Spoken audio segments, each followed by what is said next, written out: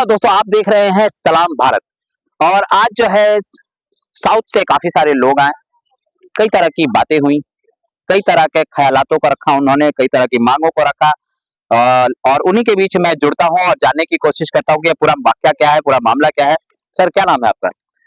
मेरा नाम श्रीनिवास है और मैं तेलुगु क्रिश्चियन वेलफेयर एसोसिएशन का फाउंडर प्रेसिडेंट हूँ, जो हमारा कम्युनिटी की वेलफेयर के लिए हम काम करते हैं ऑल इंडिया लेवल पे। तो सर मतलब क्या-क्या मुख्य माँगे हैं इस ऑल इंडिया वेलफेयर?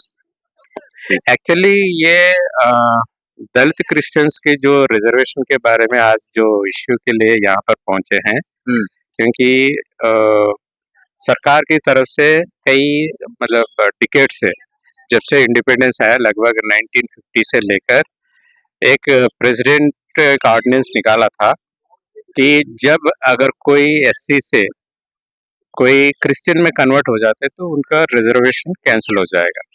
सो तब से लेकर अब तक वो सिलसिला चलते आ रही है। इससे चलते हुए क्योंकि टाइम टू टाइम जैसे बढ़ते जा रहे हैं लोग, क्रिश्चियनिटी में लोग शिफ्ट होते जा रहे हैं, लेकिन वो at the same time they are losing their reservation. So इस बात को लेके सरकार से मतलब कई सालों से लोग अपने विचार को लेके चलते हैं, मतलब political leaders, community leaders, public, आम जनता, सब लोग।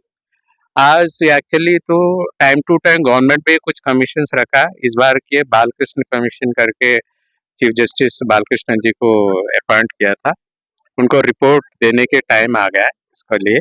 तो उस सिलसिले में उनको एक बार मिलके कि जब रिपोर्ट देते हैं तो जो प्रैक्टिकल जो पॉजिटिव वे में रिक्वेस्ट की थी हम सब लोग आके यहाँ पे जो जितने भी लीडर्स आए हैं।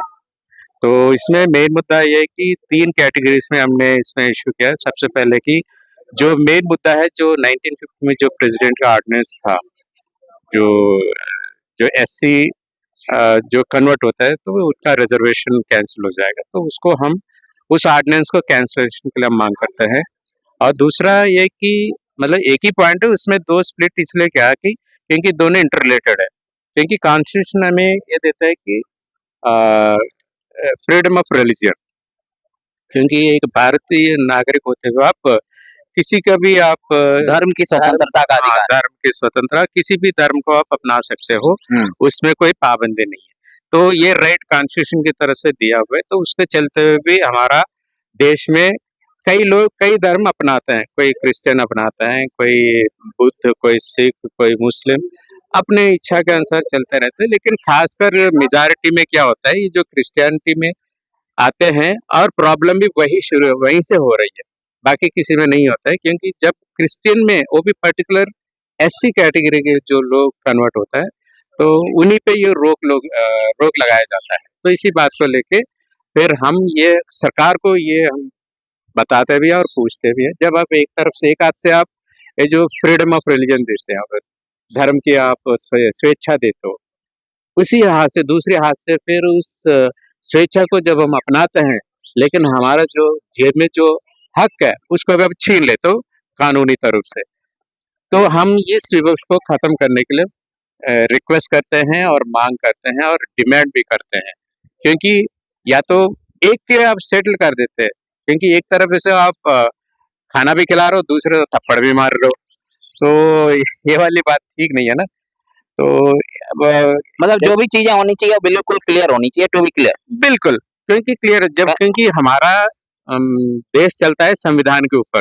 जब संविधान बना है तो सबकी भलाई के लिए बना है। और खासकर जब अम्बेडकर जी ने क्या करा, जो बिछड़े हुए जो जाति लोग हैं, जैसे कि एससी हो गए, एसटी हो गए, कुछ ओबीसी लोग हो गए, तो उनके लिए क्या है कि उनका उस पैटर्न से उनको थोड़ा सोसाइटी में उनको ऊपर की तरह थोड़ा समाज में उनको कुछ रेस्पेक्ट वाली बात देने के लिए, उनको कुछ राइट्स दिलाने के लिए, हर चीज में एजुकेशन हो, हेल्थ के बारे में कुछ भी हो। तो मतलब कि जिस तरह से आप लोगों की मांग है समानता का अधिकार की मांग करने यहाँ पर आज आप लोग जंतर मंतर पे थे, कहाँ-कहाँ से लोग आए थे आपके प्रदेश के?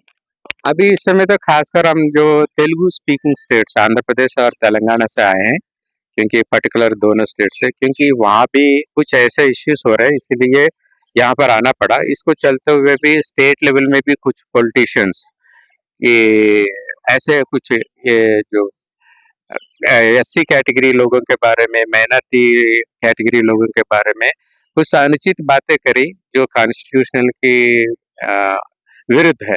जैसे कि कहता है कि एक पॉलिटिकल लीडर कहता है कि हमें ये माइनॉरिटी लोगों का, एससी लोगों का और ये जो इनके वोट हमें जरूरत नहीं है, हम वैसे जीत सकते हैं, हम अपने वैसे अपने आप में हम राज कर सकते हैं, इन लोगों को हमें कोई जरूरत नहीं है। तो एक एज ए डेमोक्रेटिक कंट्री तो ये तो बहुत बड़ी विरोध वाली मतलब कॉन्स्टिट्यूशन की विरोध वाली बात है, क्योंकि how can you say that कि मतलब I don't require this one such kind of category of people those who have a right to vote, right to live and every constitutional right.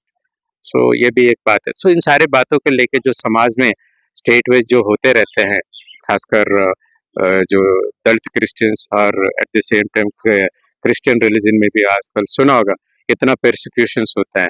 तो इन सारे बातों को लेके हम इस बातों को लेके हम यहाँ पहुंचे। चलिए, बहुत बहुत धन्यवाद, आपने सलाम भारत से बातचीत की।